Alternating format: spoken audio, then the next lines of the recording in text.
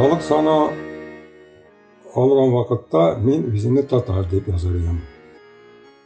Чөнки безнең бабай әбиләребез татар булганнар. Безнең авылның татар авылы булганын испатлый даже менә шушы авылыбызда Хуҗа Хәсәннең зираты да. Ул шулай ук безнең авылда мәчет тә булган.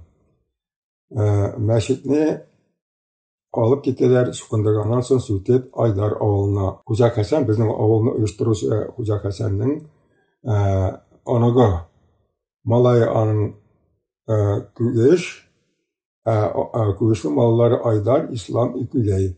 Шулай булгач, именно шуннан килеп безгә булышырга да тырышканнар, чукындырмыйча үзенә саклап калырга да тырышканнар. Әмма ләкин аларны үзләренә чукындыра башлагачтан, алар мәчетне алып китеп үзләренә салалар. Ул мәчет, кстати, бүгенге көнгә кадәр аларда хезмәт иткән, только быел гына әле менә яңа мәчет салып, яңа мәчеткә чыкканнар. Бу мәчетне саклап торалар. Бу Хуҗа Хәсән бабай мәчете, Хуҗа Хәсән авылына килгән дип саклап торалар. Шулай булгач, сайлауга баручыларга безнең халыкка әйтергән, әйдәгез бердәм булып, бергә булып, дип сайлауга да барып, үзебезне татар иттереп, үзебезнең горур халкыбызны, үзебезнең батыр халкыбызны яклап чыгыйк.